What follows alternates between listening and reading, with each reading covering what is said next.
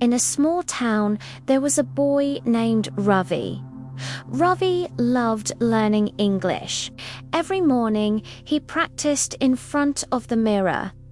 "Good morning, my name is Ravi. I'm happy today," but one day, when he spoke in class, some students laughed. His pronunciation wasn't perfect, and his accent was different. Their laughter broke his confidence. That night, Ravi looked in the mirror again, but this time he stayed silent. The reflection that stared back was not the same cheerful boy from the morning. It was a boy filled with doubt, his lips sealed tight by the fear of ridicule. The words he had loved, the sounds he had practiced with such joy, now felt like a heavy weight in his chest. He replayed the moment in his mind, the sharp, sudden burst of laughter, the pointing fingers, the feeling of his face growing hot with shame.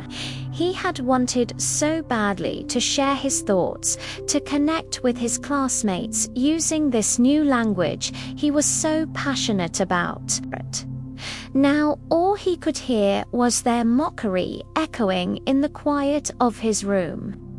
He turned away from the mirror, the silence more deafening than any noise.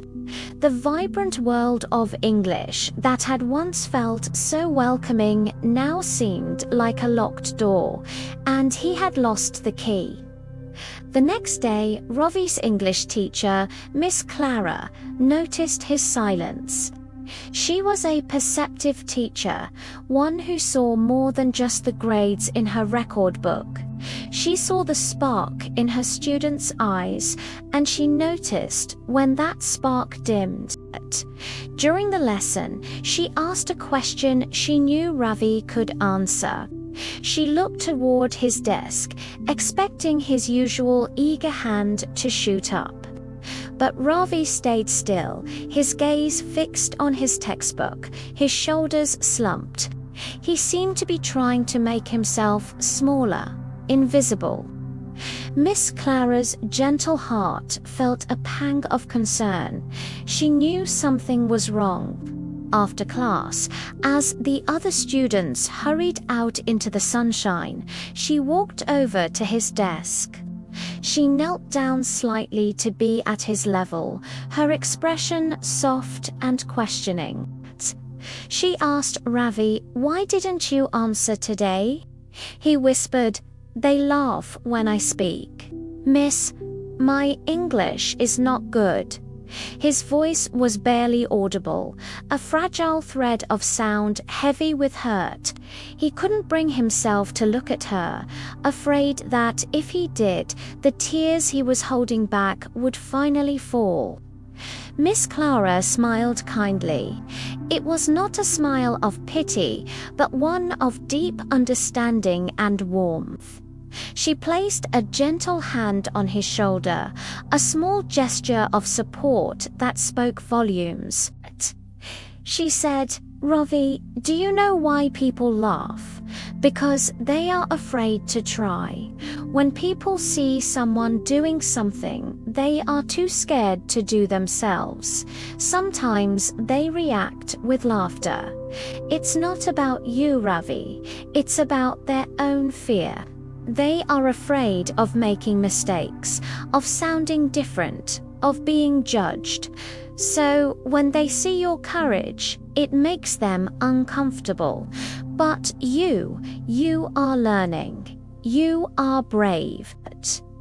The word brave hung in the air, a stark contrast to how Ravi was feeling. He had felt weak, foolish, and small.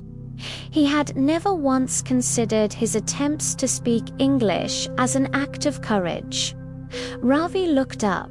His eyes, still clouded with sadness, met Miss Clara's. He saw no judgment in her gaze, only genuine belief in him. Her words began to chip away at the wall of shame he had built around himself. Miss Clara continued, "Every time you speak, you get stronger. Think of it like lifting weights, Ravi. The first time, it feels heavy and awkward. You might stumble, but each time you lift, your muscles grow. Speaking a new language is the same. Each word you say, each sentence you form, is a repetition that makes your language muscle stronger.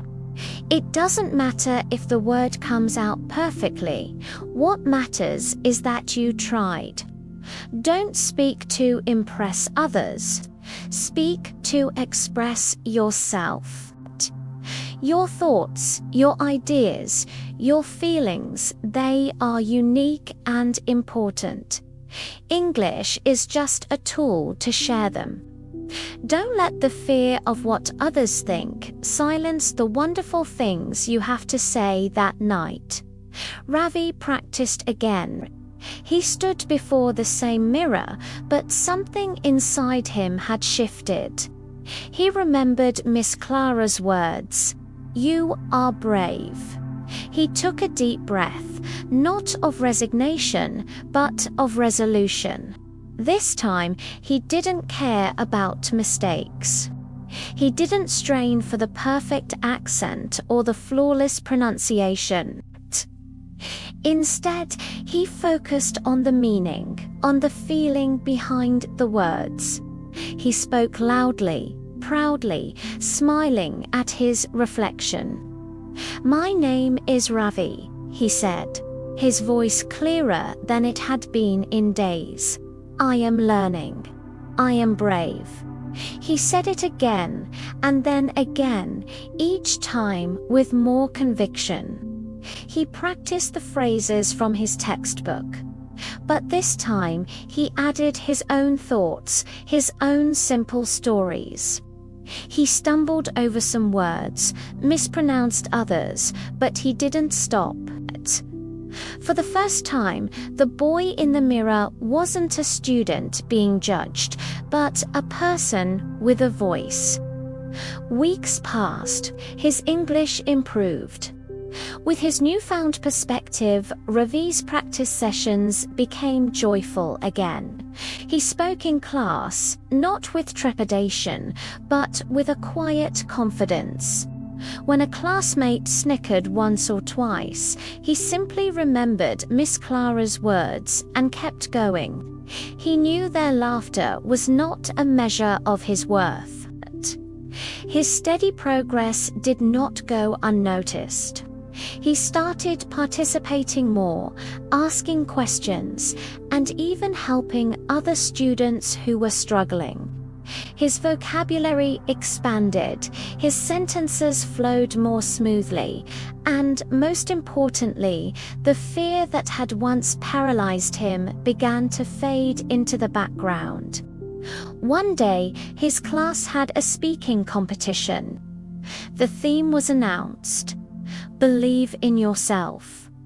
When Miss Clara read the topic, she glanced at Ravi and gave him a subtle, encouraging nod.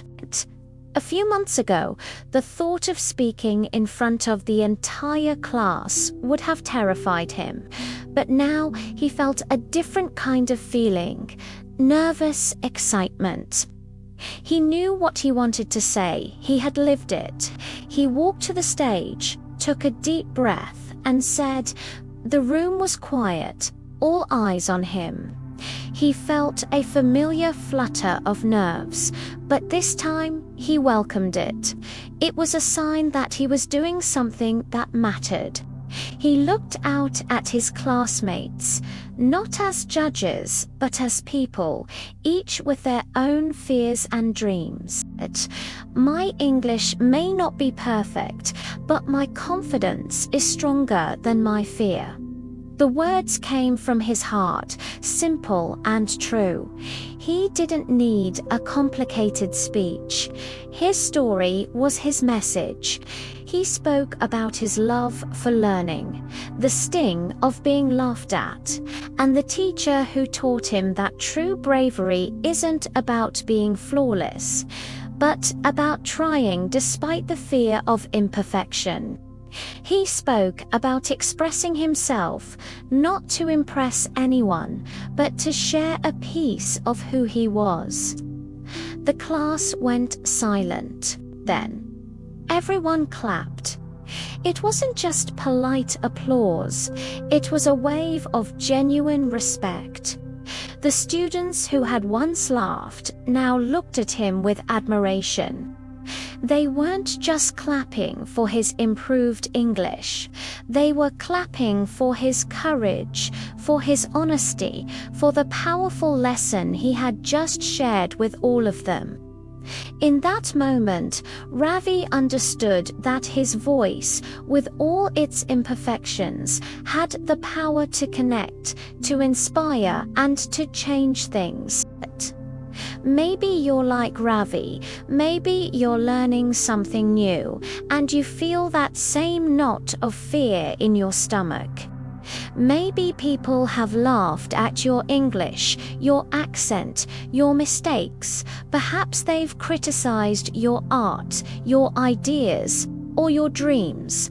It's easy to let that laughter silence you, to make you retreat into the safety of not trying. But remember, every great speaker once made mistakes too. Every successful artist painted canvases they weren't proud of. Every brilliant scientist had failed experiments. The path to mastery is paved with imperfection. The moments you feel most vulnerable, the moments you are most afraid of failing, those are the moments you are growing the most. Don't stop speaking.